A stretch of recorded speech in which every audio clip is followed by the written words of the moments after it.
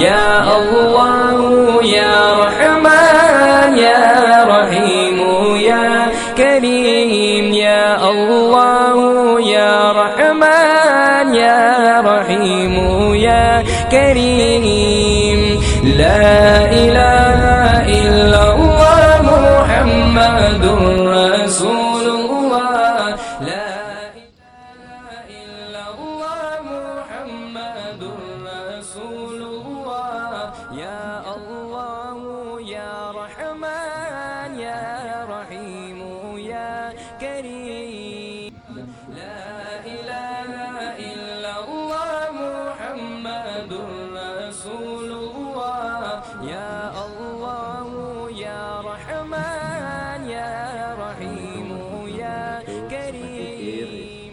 Ini kita sekarang ada di Desa Binturu, Kecamatan Kalua, Kabupaten Tabalong, Kalimantan Selatan. Kita ada di makam salah satu ulama yang cukup terkenal dan beliau sangat dalam keilmuannya, yaitu di makam Syekh Muhammad Nafis bin Idris. Beliau silsilahnya masih termasuk ke orang kerajaan. Beliau masih termasuk pangeran dari Kesultanan Banjar, terus Duriyah dari Sultan Suryansah. Beliau hidup sejaman dengan Syekh Arsyad Al-Banjari, sejaman dengan Syekh Abdul Somad Al-Palembanghi. Hanya saja beliau tidak semasyhur Syekh Arsyad ya. Beliau ini salah satu tokoh sufi, tokoh tasawuf, tokoh pengamal thariqah yang luar biasa, yang betul-betul alim, betul-betul ulama, bahkan akademisi. Bahkan beliau mewariskan satu kitab yang cukup fenomenal, yaitu kitab Durun Nafis. Kitab Durun Nafis ini bermakna permata yang indah. Nah, dalam kitab itu beliau menjelaskan ada satu kalam yang cukup ekstrim.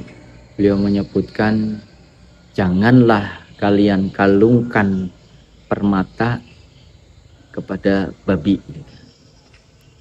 Makanya beliau memilih bersembunyi. Artinya ilmu tauhid yang beliau ajarkan di dalam kitab Darun Nafis itu sangat dalam, ibarat seperti permata yang indah. Jadi beliau tidak sembarangan memberikan ilmu itu, tidak sembarangan mengajarkan ilmu itu, karena beliau menganggap itu adalah permata dan tidak semuanya orang mau belajar ilmu itu.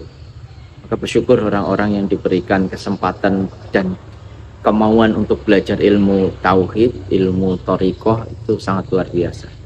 Nah, salah satu ajaran beliau yang ada di kitab Darun Nafis ini adalah beliau mengajarkan tentang tauhid, yang beliau membagi menjadi 4 tingkatan, yaitu tingkatan tauhidul af'al, tauhidul sifat, tauhidul asma, dan terakhir tauhidul dzat. Ini penjelasannya mungkin nanti lain waktu bisa kita kaji bareng-bareng. Kemudian beliau juga banyak dipengaruhi oleh pemikiran-pemikiran Syekh Muhyiddin Ibnu Arabi dan Syekh Abdul Qadim Al-Jili, yang mana beliau mengajarkan tentang martabat 7, yaitu martabat kita sebagai manusia dari tanazul, dan juga bagaimana kita tarofi. Tanazul itu turun dari hadrat Allah sampai ke dunia fana ini, dan tarofi adalah kembalinya kita kepada Allah. Jadi dalam Al-Quran disebut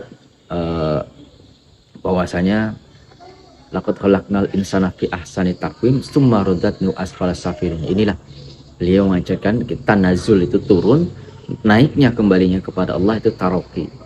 Dalam martabat 7 beliau menyebutkan adanya sifat-sifat atau martabat ahdiyah, kemudian wahdah, wahidiyah, kemudian arwah, kemudian turun lagi ke mitsal, kemudian martabat adzam, baru insan. Insan inilah kita yang ada di dunia ini, yang wujud dohirnya.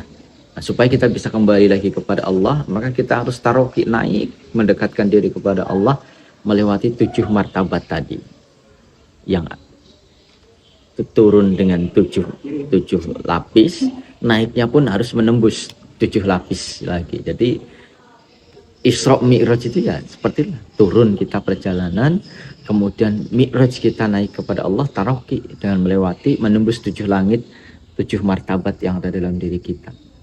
Nah, berbeda lagi nanti dengan ajaran Syekh Abdul Qadir, di mana beliau lebih menyederhanakan lagi. Jadi proses tanazulnya kita itu hanya melewati 4 alam, yaitu alam lahud, alam jabarut, alam malakut, dan alam mulki. Alam mulki ya alam dunia ini, dunia yang fana.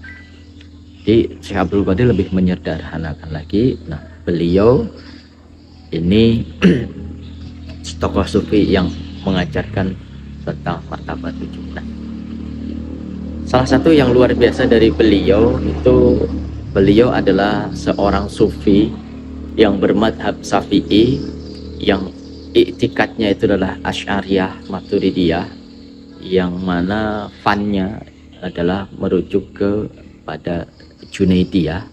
Beliau berkata, Syafi'i adalah madhabku, Asy'ari Maturidiyah adalah iktikadku, Junaidiyah adalah ikutanku, Qadiriyah adalah thariqahku,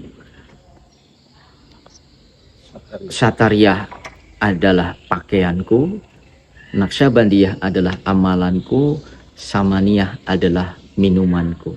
Masya Allah, luar biasa. Beliau ini tokoh sufi yang sudah mencapai makom yang tinggi, sehingga beliau bisa memahami tentang hakikat thariqah, yang tidak lagi membeda-bedakan, bahkan beliau bisa menyatukan berbagai macam thariqah yang beliau tuangkan dalam sebuah karya akademis yang sampai sekarang masih bisa kita pelajari dan masih relevan dengan kondisi sekarang, yaitu kitab Durrun Nafis. Nah, mudah-mudahan ikhwan akhwat semuanya bisa diberikan kesempatan untuk bisa ziarah ke sini, ke makam beliau Syekh Muhammad Nafis Al-Banjari. Dan di sini juga ada kajian kitab Durrun Nafis, kalau nggak salah tanggal 11 Hijriah setiap bulannya itu ada kajian malamnya, itu ada kajian kitab Durrun Nafis di sini. Alhamdulillah sudah berjalan beberapa tahun dan sudah beberapa kali khatam, tapi masya Allah tetap saja ilmu itu tidak ada habisnya. Jadi mudah-mudahan sobat zikir semuanya bisa diberikan kesempatan oleh Allah untuk bisa berziarah ke sini bil barakah Syekh Muhammad Nafis Al-Banjari. Terima kasih. Assalamualaikum warahmatullahi wabarakatuh.